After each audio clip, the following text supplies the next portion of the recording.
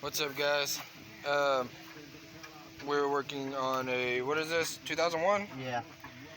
2001 3.0 VTEC V6 Honda Accord. It's my uncle's car. It's going to be featured on the channel a lot. We're doing just the headers right now. We're not doing the exhaust yet. He's trying to figure out what size he wants. But we got one of them out so far, and we're about to put one in, but we got to get the stock downpipe out. Thanks a lot, Train. To be continued. Right?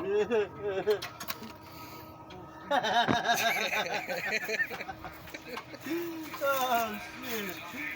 I mean, it's not bad. It's a little two-door, so it should move once we put some power in it. He's gonna get an intake and a cat back and a new cat, because we both need new cats. But I'm gonna get a custom exhaust put on mine. We'll get it cleaned up and painted up, have it looking better. And then once he gets his Mustang fixed, we'll probably feature his Mustang on the channel too. But yeah, so far we just got one done.